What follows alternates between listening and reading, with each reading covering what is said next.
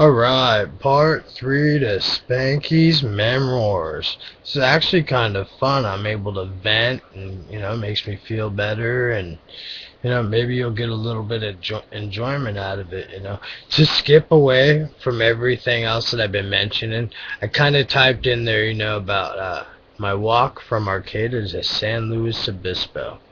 At one point in my illness, I would imagine it's probably around 2004-ish, somewhere around there. It was at one point when Veronica took my boy from me. The stress became too much for me, so I loaded a backpack up and my pit bull, and we started walking. And we just walked.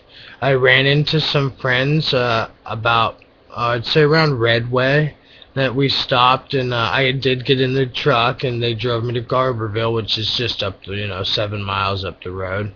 We had lunch, and they asked me where I was going and what I was doing, and I just told them I was walking.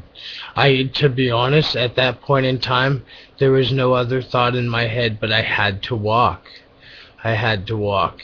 And actually they blessed me with a little bit of money so that I could actually buy some new shoes at some point if my shoes ran out.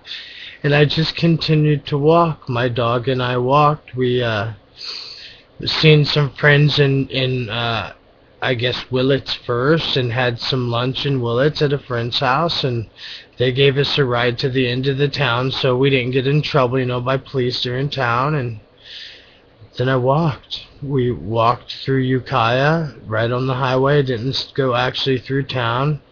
I walked on to Cloverdale, I believe, is next. Went right past Cloverdale, and I walked down to Hopland. Oh, actually, Hopland's before Cloverdale. Then I went to Hillsburg and Windsor and Santa Rosa, and I actually stopped in Santa Rosa and saw some friends there and took a shower and gave my dog a bath, and we actually stayed in a house for a night in a bed. And my friends actually encouraged me to stay because the laws below Sonoma County are very different than the laws up here. You can't just walk along the side of the highway. And of course, in my head, I had just the Forrest Gump movie going. I had to walk. And that's exactly what I did. I continued to walk. And I walked through Santa Cruz. I walked the old highway once I got over the Golden Gate Bridge. And I walked the old highway, I believe Highway 1, and I don't remember much of Santa Cruz. I remember looking at the boardwalk. It was all lit up and looking beautiful. The weather was awesome. There was people out there, a lot of cheerful people, and I just remembered I had to get away from there fast. That the laughter was hurting me worse. I was so hurt at that point. And then I remember seeing the sign to San Luis Obispo, and then everything went black. I remember waking up in the hospital in San Luis Obispo, and they said I had had a stroke. And so I got released from there after, I think I was there for 4 days. I got released from there, and I, of course, started walking home. And pretty much walked all the way back to Hopland from there. And got a ride from a friend of mine. I don't want to put his name out there because he's pretty famous, and I didn't get his permission to mention his name. So maybe next time, if I get his permission, I'll mention his name. But he's a famous kind of, I guess, R&B singer. But he gave me a ride from there pretty much back to my house. But that was my Lyme disease walk to San Luis, out of my mind completely, because I have no idea what I was walking for. I just heard I didn't have a family. I didn't have anything else to do, so I decided to walk. So I went walking. Okay, now back to my situation at hand.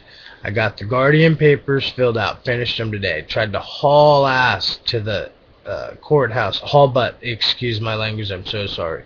I hauled butt to the courthouse. Didn't realize the courthouse here closes at 2 o'clock in the afternoon. I got there at 3. So then I went to the sheriff's department to check on this home check that they were supposed to have done today. And that's when they told me, oh, no, no, no, CWS is doing a thorough investigation. So now ever since, and I got on Facebook, I've been blasting everybody trying to figure out what a thorough investigation by CWS is and why it constitutes the police department not following California law. I mean, the situation's pretty grave. The man, Chris Hopkins, that Veronica Wade is with, has venereal diseases. His thing leaks because he's got abscesses from heroin, and they sleep literally in the same bed with my son in it, like a fifth wheel trailer in an overhang. It is very gross. They all smoke cigarettes, they all smoke pot, they smoke crank, and they don't have anywhere to put my son, so they do it in the same room with my son. I would imagine if my son were to be drug tested now, he probably would come up positive for at least something because of the environment that he's living in. You know, there's no running water. There's no heat. It's snowing outside. It's just appalling. How do you do this to a child? And then now he gets punished for mentioning my name. He gets smacked in the mouth for saying Tim or Dad if it's not meant towards Chris. And this is a man that has children. I mean, how do you put your hands on children? It's just sad. I've never put my hands. I don't believe in the corporal injury. I've never put my hands on a woman. I've never put my hands on a child, and I never would. Nothing in a million years would ever force me to do that. In a million years, I never would. I mean, I might restrain a woman that's beating a child, but I wouldn't hit her. I would restrain her and call the cops and turn her butt in because I don't accept that. But the funny thing is, her own children went with me. Her other children went with me and told the cops and told CWS, you gotta get him out of there. Please get him out of there. My parents are doing drugs. They beat on him. Please get him out of there. And I don't feel like they're doing anything. Maybe I'm not being patient. And sometimes I feel like I'm not giving God enough credit and I'm not putting enough faith in God. I have been praying a lot about it. I mean, I haven't prayed more than I have lately. And so far, I feel like my prayers are being answered. I just need my boy to know that he's safe. He's secure. He's fed. He's clean. He's able to bathe and brush his teeth. Just the normal things that kids do. I mean, yes, I'm irritated that every time I was sick and in the hospital, she cheated on me with a different person. And the sad thing is, every person she cheated on me with was a meth addict.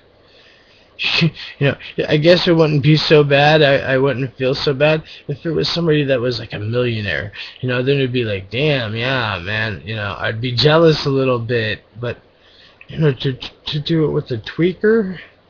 That's so below me. I mean, I own my own home. I own 3 vehicles. I have things going on even though I'm disabled.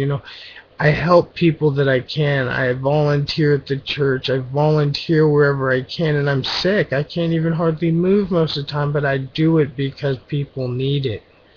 There's people that can't move that need the help more than me. Now I'm just out here trying to get help from others. I'm trying to get people to watch me just to hear, there are single dads out here that love their kids and, would do anything for their children. And I would take any advice. I mean, if they feel I'm doing something wrong, I mean, hit me up. I'm free to suggest. As far as quitting the herb, though, that's one thing I can't do for the simple fact that I do not take opiates, I do not take Valiums, I do not take sleeping pills, I do not take anything whatsoever that normal Lymies take, because a lot of them inhibit you from being able to communicate with your children. Marijuana helps with my pain, but it does not impair me from participating in my children's life and being a part of it and understanding. And with marijuana, I don't get frustrated with my kids when I take the pills, I can't communicate. I get frustrated. I yell. I'm just not me. It's not the brain that I want in my head. And I am legal. I have my script. I know there's people out there that just don't believe in it, but it is there, and I have my script, and I don't get stupid. I don't have grow rooms all around my house. It's not that situation. I don't smoke in front of my kids. I don't even smoke in rooms that my kids could possibly go into. It's not that kind of a situation. I'm very responsible with it. But anyways, I gotta go take a smoke break now because I've been talking a lot about it. I think before I close up for the night, though, I want to, maybe read a word out of the scripture, because that's just me, and, no little prayer is enough. Gotta have prayer. Gotta have God. God bless. I'll be right back.